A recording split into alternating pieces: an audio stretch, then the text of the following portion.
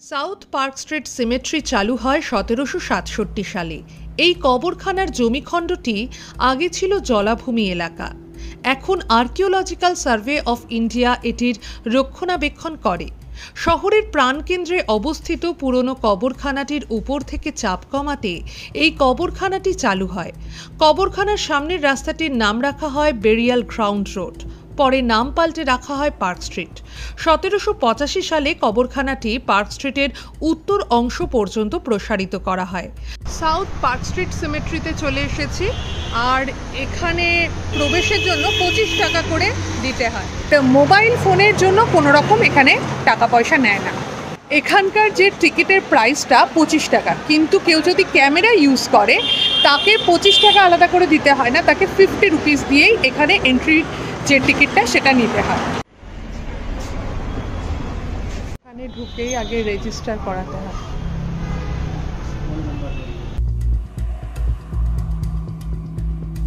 এখানে ঢুকে যদি কারোর ভয় করে সেই দায়িত্ব কিন্তু আমার নয়, গোরস্থানে সাবধান কিন্তু। তো এখানে এসেই সবার আগেই যেটা মনে পড়ে, আচ্ছা এটা কি এখনো চালু আছে?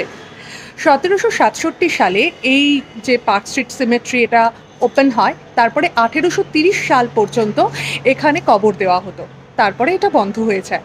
আর এখন আমাদের মতন ভিজিটার্সদের জন্য খোলা আছে। ভীষণ সুন্দর জায়গা, পুরো জায়গাটা তোমাদেরকে ঘুরে দেখাচ্ছি। এখানে এসে প্রথম যেটা মনে হয় ডিরোজিওর কবরটা যেটা, সেটা দেখব। তো লেখাই আছে একদম গেটের সামনে ডিরোজিও পথ। ১৮৪০ সালে লোয়ার সার্কুলার রোডের পূর্ব অংশে একটি বড় কবরখানা চালু হয়। ১৭৯০ সাল থেকে ইউরোপীয়রা এই কবরখানা খুব একটা ব্যবহার করতেন না, তাই কবরখানার প্রধান ফটকের পাশে শ্বেতপাথরের ফলকে লেখা আছে south park street, opened ১৭৬৭, closed ১৭৯০। আসলে এটি ১৮৩০ সাল পর্যন্ত চালু ছিল। ১৭৯৯ সালে এই সৌধটি যেমন প্রতিষ্ঠিত হয়েছিল।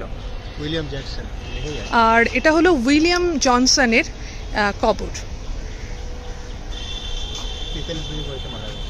আর ১৮০৯ সালে, মানে একটু পরের দিকে, এই যে কবরটা সেটা স্থাপিত হয়। তার সৌধ দেখো। ১৮০০ সালে একজন দম্পতি, ব্যবসায়ী দম্পতি ভেবেছিল এখানে কিছু একটা আর্ট গ্যালারি বানানো হবে, তো সেই জন্য অনেক যে কবরস্থান সেগুলোকে ধ্বংস করে দেওয়া হয়। তারই একটা নিদর্শন হলো এইটা। প্রায় সমস্ত স্মৃতিসৌধগুলি স্থাপত্যগতভাবে চিত্তাকর্ষক এবং ধ্রুপদী বিবরণ এবং ভাস্কর্য সহকারে পরিপূর্ণ। মৃত ব্যক্তিদের এপিটাফে উল্লেখিত আকর্ষণীয় পেশাগুলির মধ্যে রয়েছে গবাদি পশুপালনকারী, জেলরক্ষক, রূপাকার, স্কুল শিক্ষক, স্থপতি, অনুবাদক, লিভারি, মুদ্রণকারী, হেড টাউড waiter, park superintendent, cooper, postmaster এবং সার্জন। পুরো গাছগাছালিতে ছাওয়ায় ভরা একদম সিমেট্রি প্রাচীন কলকাতার ঐতিহ্য বহন করে, এবং এখানকার আর্কিটেকচারটা না ভীষণ সুন্দর। আর গাছ আছে জন্য এই গরমেও কিন্তু খুব একটা অসুবিধে হচ্ছে না। আমরা ডিরোজিওর সিমেট্রির খোঁজ করছি, আর প্রাচীন এই কবরস্থান খুঁজতে খুঁজতে যাচ্ছি। এই পথের দুপাশেই কোথাও একটা আছে, আর দেখতে মনে হচ্ছে ছোট ছোট মন্দির, কোনোটা গম্বুজ, কোনোটা মন্দিরের আকৃতি করা। অ্যাস্থেটিক বলতে যা বোঝায় তাই। পিরামিডের মতন দেখতে এই কবরস্থানটা। মানে সবাই বলে এই সিমেট্রিটা নাকি হন্টেড, তো এখনো পর্যন্ত সেরকম কিছু মনে হচ্ছে না, কিন্তু খুব ভালো লাগছে। এটা কি তাহলে বর্ষার রাতে আমাদের আসা উচিত?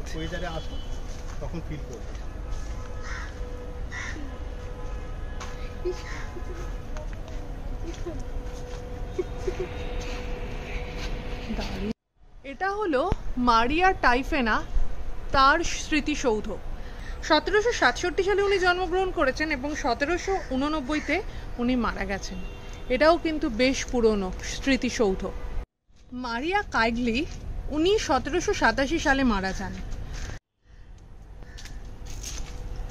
এখনো গা ছমছমে কোনো অনুভূতি নেই, কিন্তু বেশ লাগছে জায়গাটা। আর সবচেয়ে বড় কথা, এখান থেকেই মাল্টি স্টোরেড বিল্ডিংগুলোও দেখা যাচ্ছে, সেই জন্য খানিকটা হয়তো সেই হন্টেড অনুভূতিটা হচ্ছে না।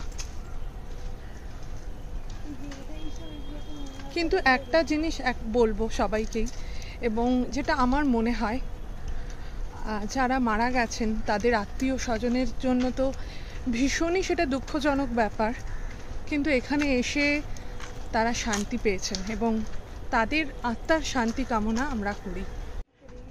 খুব ভালো জায়গা, কিন্তু এখানে এই সমস্ত নামঠামগুলো লিখে রয়েছে। এখানে এটা শুধু নয়, প্রত্যেকটা স্মৃতিসৌধতেই এই কাণ্ডটা করে থাকে সবাই, তো ভীষণ বাজে ব্যাপার। কিন্তু এটা অনেকটা প্রিন্সেপ ঘাটের আদলে নির্মাণ হয়েছে, তো এটা সম্ভবত কোনো স্মৃতিসৌধ না, জাস্ট একটা আর্কিটেকচার এখানে স্থাপন করা হয়েছে। তো দেখে চোখটা আটকে গেল।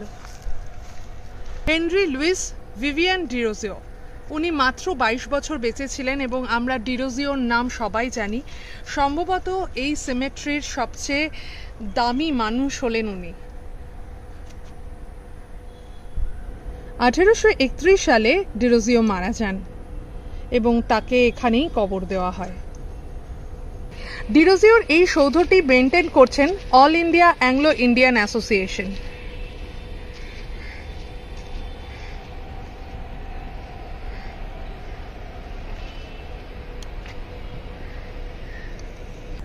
ডিরোজিওর স্মৃতিসৌধটি পেরোনোর পরে এই স্মৃতিসৌধটা দেখছি, তো এইটা খানিকটা মন্দির আকৃতি মনে হচ্ছে। মেজর জেনারেল চার্লস স্টুয়ার্ট, এটি হলো তারই স্মৃতিসৌধ। 1828 সালে উনি মারা যান এবং তিনি এতটাই পছন্দ করতেন হিন্দুদের এবং হিন্দুদের জীবনযাত্রা, সেই জন্য তার এই স্মৃতিসৌধটি হিন্দু মন্দিরের অনুকরণে নির্মিত হয়েছে। মেজর জেনারেল চার্লস স্টুয়ার্ট ছিলেন সেনা অফিসার এবং ইন্দোফাইল, যিনি হিন্দু স্টুয়ার্ট নামে সুপরিচিত। তিনি মারা যান 1828 সালে। হাইকোর্টের chief justice sir Eliza Impey. এর আগে পার্ক স্ট্রিটের নাম ছিল ব্যারিয়াল গ্রাউন্ড, কিন্তু তার ডিয়ার পার্ক এবং তার একটি সুসজ্জিত বাগান বাড়ির জন্যই এই জায়গাটির নাম হয় পার্ক স্ট্রিট। তারও সমাধি আছে এখানেই। 1809 সালে তিনি মারা যান। ইংরেজি ঔপন্যাসিক চার্লস ডিকেন্সের ছেলে ওয়াল্টার ল্যান্ডের ডিকেন্স, তাকে প্রাথমিকভাবে ভবানীপুর যুদ্ধ কবরস্থানে সমাহিত করা হয় এবং পরে সমাধি পাথরটি 1987 সালে এইখানে স্থানান্তর করা হয়। এশিয়াটিক সোসাইটির প্রতিষ্ঠাতা ভারতবিদ স্যার উইলিয়াম জোন্স, তার মৃত্যু হয় 1794 সালে। সেই বিখ্যাত মানুষটিরও কবরস্থান এইখানেই। এখানে সর্বমোট 1600 কবর ও সমাধিসৌধ আছে। ডটার অফ ফ্রান্স সোফিয়া, তার 7 মাস 22 দিনে সে মারা গেছে, তো তার সৌধ এটি। আর এটা একটা অদ্ভুত সৌধ, কোনো নামঠামগুলো সেরকম ভাবে বোঝা যাচ্ছে না, কিন্তু অদ্ভুত লাগলো বলে তোমাদেরকে দেখাচ্ছি। পুরো সিমেট্রিটা হয়তো সেরমভাবে ঘোরাটা সম্ভব নয়, কিন্তু যতটুকু ঘুরলাম এখানে খুব ভালোই লাগবে। আর তোমরা শীতকালে আসার চেষ্টা করো, আর যদি কেউ একটু অ্যাডভেঞ্চারাস হও তাহলে বৃষ্টির দিনে এসো, ভালোই লাগবে। ভালো থেকো, সুস্থ থেকো, শুধু ফ্যাশনে নয় প্যাশনে থেকো। ওকে, বাই।